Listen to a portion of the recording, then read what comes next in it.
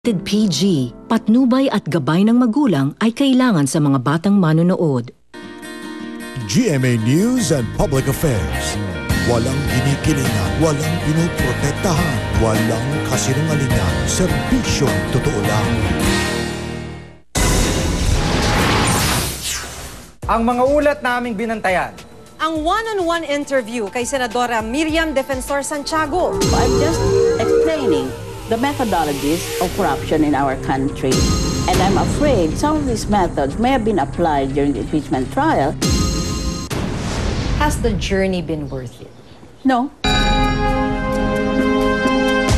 At ang peligrong kinakaharap ng mga manggagawa sa pinakamalaking shipbuilding sa bansa. Nalaglag siya sa may ikatlong palapag ng scaffolding. Napakatagal na talagang saklolo. Dapat meron silang full-time dyan, doktor, full-time nurses sa dami nila. Ito ang mas malawakang pagbabantay. Sa mga isyu ng pamahalaan at lipunan, Reporter's Notebook. Binansagan siyang Iron Lady ng Senado. Nakilala sa kanyang matatapang, maaanghang at mapanghamon niyang mga pahayag. Sa katatapos na impeachment trial kay Corona, may mga pumuri sa kanyang naging desisyon pero may mga tumuligsa rin. Sa aking one-on-one interview, isa-isang sasagutin ni Senadora Miriam Defensor Santiago ang mga batikos at kritisismo laban sa kanya. I promise you, I will shoot myself in the head before your very eyes. What? I lied. Yan ko siya ng mababang grado. Dapat nga binagsak ko yan eh. Wala ka na ba ibang argumentong maisip sa utak mo? Kung hindi maging personal laban sa akin? Matalino at palaban. I promise you, I will shoot myself in the head before your very eyes. Nakilala sa matatapang at maaanghang niyang pahayag. May I request the Chief Justice to discipline, at the very least to admonish and to reprimand this group that feels itself so high above the law. I lied.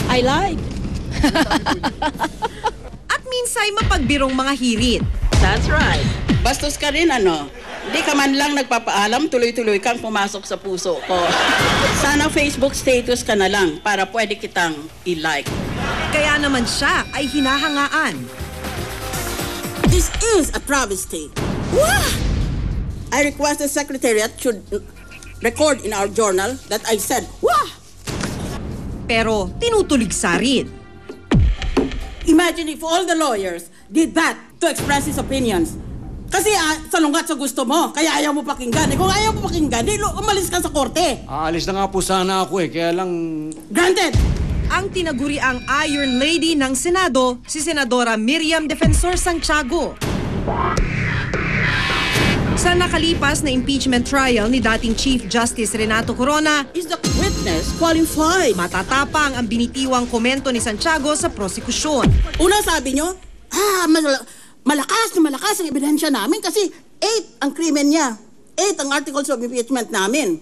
Bilangin mo, 8 yan. Pagkatapos ngayon, 2 buwan pa lang, wala na. 3 na lang sa 5. Kasi tama na yun, panalo na kami. Ang mga umuupo sa witness stand hindi rin nakaligtas sa maaanghang na tanong ng Senator Judge. Well, you're fudging your answer. No, you said it's... I said you are arguing with the Senator Judge. I'm sorry, mea culpa. I accept the apology. Noted. Will you please keep quiet? Please do not treat me as a mere observer. I am a judge in this proceeding. Sa aking one-on-one interview kay Senator Santiago, ibinahagi niya ang kanyang opinyon sa naging hatol sa dating punong mahistrado. How would you assess the performance of the impeachment court? Guilty as charged.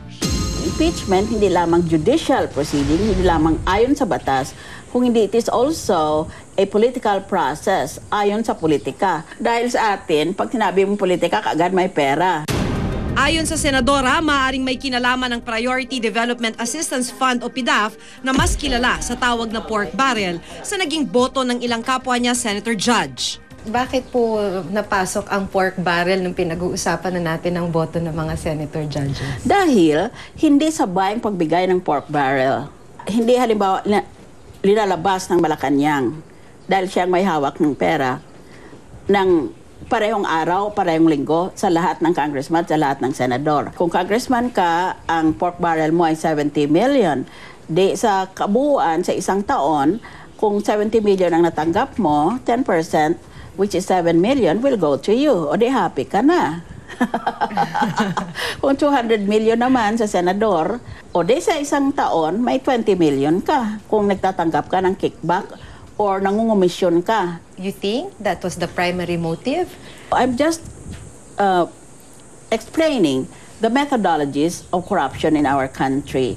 And I'm afraid some of these methods may have been applied during the impeachment trial. Gayunman, mariing itinanggi ng Malacanang at ng ilang senador ang naging pahayag ni Santiago. The PDAF releases are made because they are requested by the senators, regardless of their political affiliation, regardless even more the fact of how they vote on legislation or in the impeachment. We challenge them again to expose those people, in fact, to file a case against them in the Ombudsman. Sinagot din niya ang isyong may kinalaman daw ang pagiging malapit niya kay dating Pangulong Arroyo sa naging boto niya sa impeachment trial. Kilalang dating kaalyado ng dating Pangulo si Senator Santiago. Tumakbo siya noong 2004 sa ilalim ng partido ni Arroyo. So yung pagboto nyo, ma'am, ay talagang... Ayon sa paniwala ko, Sa paniwala ninyo. yan ang dikta ng batas. But not because, ma'am, na dahil appointee siya ni Gloria Arroyo. Of course and not. you were an ally of That has the nothing former to do with it. president. That would be underestimating my intelligence or even my integrity.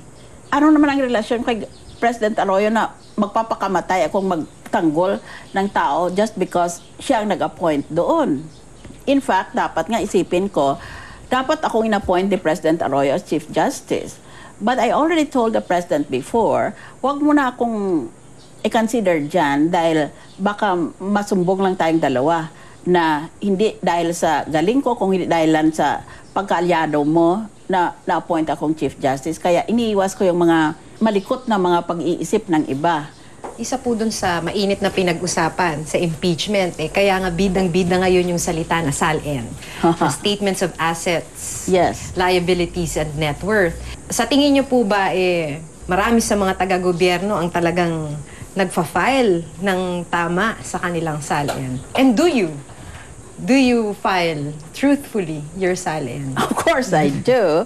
I would lose my status as an anti-corruption fighter if I were not telling the truth. Pero hindi ako ang gumagawa ng aking SALN kung hindi ang auditor, somebody, a CPA person that we hire. Itinanggi rin niyang nagnanais pa siyang maging susunod na punong mahistrado. Ngayon po ba? Nag-ambition pa rin po ba kayo? No, Hindi dahil na. mas mataas naman yung posisyon ng judge ng ICC kung yun lang pag-iisipan natin. Saka, magiging candid na ako sa iyo. Mas mataas ang kinikita legal ng senador, ng sa Chief Justice. Marami kaming tinatanggap. Maliban sa aming salary, marami kaming allowances. Alam ko kung sino at alam ko kung sino ang kausap nitong mga character assassins na ito.